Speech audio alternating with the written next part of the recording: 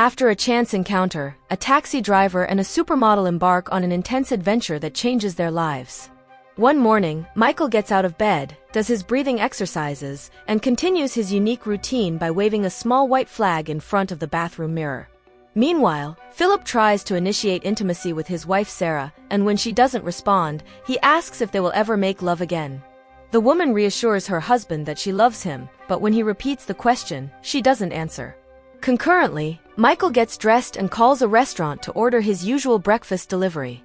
Minutes later, he opens the door to receive the food and today's newspaper. Later that day, Sarah, a supermodel, is harassed by paparazzi and fans outside a restaurant, and she politely gives them a few seconds of her time before hailing a taxi. She gets into the vehicle and tells Michael, the taxi driver, where she wants to go. The man recognizes the woman and she dismisses him indifferently as just another driver. He then confidently proclaims that he is the type of man who sends 1,000 roses to a woman's hotel room or flies to the other side of the world just to see her smile. Sarah mocks and says that he would be the type of man who seeks to have his heart broken. Michael replies that he never falls in love, and she says that this time he would. When they arrive at their destination, the taxi driver gets out of the vehicle and asks the model out on a date. However, she only smiles at him and says goodbye. Before getting back into the taxi, the man sees the hair tie she left on the back seat, picks it up, and smells it. That night, Michael has dinner with his friends Sally and Robin. The woman with glasses says she hopes the other two will attend her ordination that weekend because it is part of her final year thesis, where she hopes to become a priestess. Suddenly, the man sees Sarah passing by and runs out of the restaurant. When the model sees him, she tells her friends that she will walk home instead of joining them in the taxi. As they walk, the woman mentions that she is married, and he calmly ignores it and says he doesn't mind because he will patiently wait until she falls in love with him. The model calls a taxi and insists that they met again by accident and that there won't be a next time, but he disagrees. The next day, Michael's friends have difficulty believing that he simply met the supermodel in his taxi and that she also happened to appear outside the restaurant last night. He tells the women that they don't need to worry about him getting his heart broken because she is married, but the skeptical Sally shares her concern that he doesn't know what he's getting into. So Michael shares that he doesn't even have Sarah's phone number and thinks he might never see her again. The next day, the taxi driver encounters the model outside a women's prison. She watches curiously as the inmates kiss their lovers through the bars and says she finds it fascinating. When the woman moves to get into the back seat, Michael tells her to sit in the front, and she agrees. In his apartment, the taxi driver corners the woman against the refrigerator and kisses her passionately. She emphatically says she won't sleep with him, so he pleases her in another way while whispering in her ear. Overwhelmed by everything that's happening, Sarah pushes Michael away and runs out of the apartment. Later, the model hears the facts and finds a romantic poem the man wrote for her. The next day, Sally reprimands Robin for condoning her friend's actions with a married woman. However, he barely hears the conversation because he is busy checking his voicemail for a message from Sarah about the poem he sent her. He eventually listens to the model's grateful response and takes it as an invitation to meet again. Later, Michael sneaks into a fashion show and watches the model strut down the runway. When she sees him in the audience, she smiles and gestures for him to meet her backstage. Although she invited him for a cup of tea, he takes her back to his apartment, where they make love right after walking through the door. Because neither of them enjoyed the experience, they agreed it might be because it was their first time together. Later, Sarah emphasizes that she will never leave her husband for the taxi driver and hopes he understands that. However, Michael proposes several ideas about how they should move forward with their relationship. Although he prefers one where they continue the affair while her husband spends the next 2 months in Europe, she says it's better if they remain good friends and never sleep together again. That night, they have dinner at a cafe where Sarah says she's eating the best hamburger she's ever had. When she returns to her apartment, she checks the fax machine and finds another poem from the taxi driver. That weekend, while they are going to Robin's ordination, Sarah asks Michael where he learned to write. Instead of answering her question, he jokes that whoever sends the poems just has a crush on her. Before the ceremony, the taxi driver introduces Sally to the supermodel. After the event, Robin asks the others what they thought of the ritual.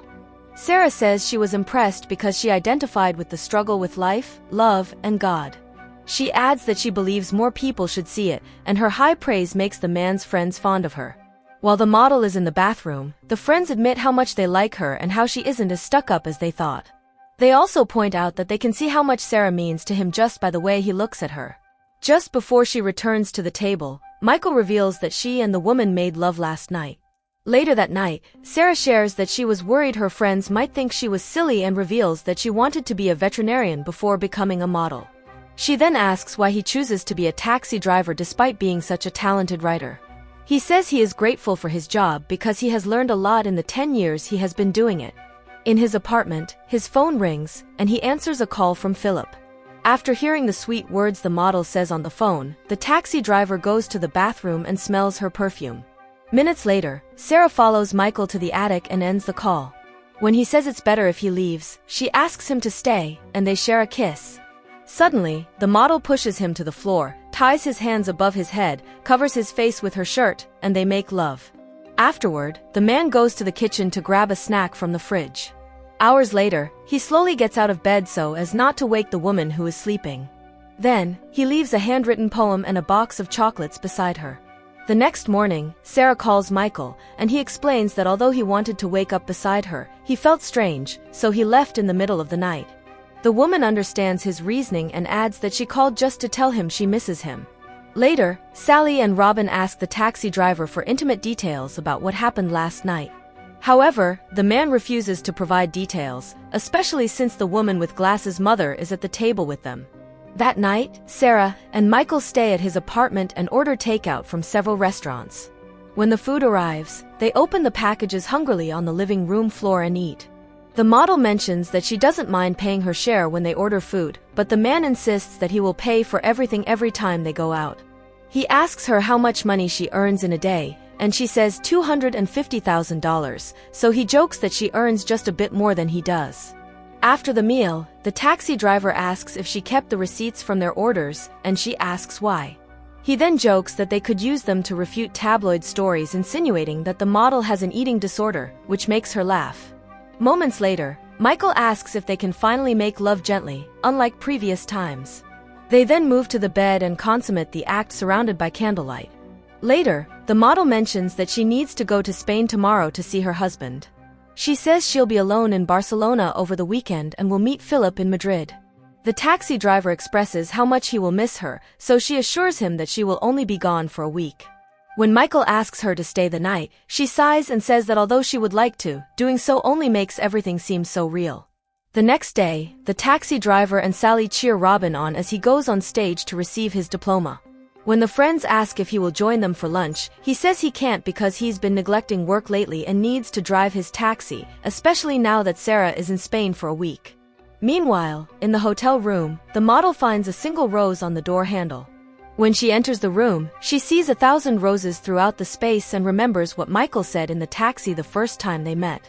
Then, the waitress explains that they had to fly the flowers in from the Canary Islands because there weren't enough roses in Barcelona. Later, she leaves a voicemail for Michael saying that he is the most crazy and passionate man she has ever met and that she regrets he can't be there with her to see how beautiful the roses are. The next day, the model arrives at her husband's suite in Madrid, and he tells her that he has just finished reading about the 1,000 roses he supposedly sent to her room yesterday. Then, Sarah points out that the same news article also mentioned that they dined with famous designers last night and comments that these journalists always make things up. He wonders if the flowers have something to do with why she doesn't seem happy to see him. To reassure Philip, Sarah insists that she is delighted to finally see her husband, but he doesn't believe her. Then, she throws her coffee cup to the ground and asks if he is having an affair with someone else. She denies his accusations and asks him the same question. Finally, he admits that he has been with 2 different women in the past year but also mentions that his wife no longer wants to make love. Furious, Sarah says she is tired of being a trophy wife and always having to be in the same trendy places in New York and Europe. She asks why they can't just order Chinese food, sit on the floor, and talk about God. Philip doesn't know what she's talking about and suggests they take a vacation to Bali to sort things out.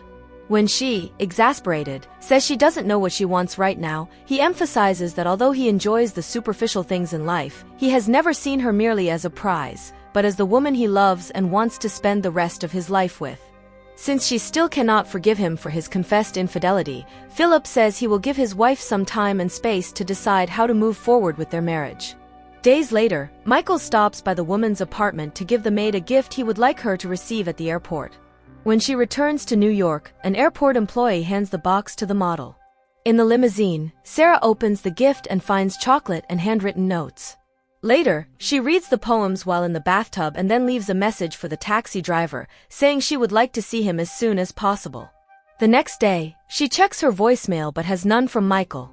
Soon, the man comes by the apartment and lifts her into his arms.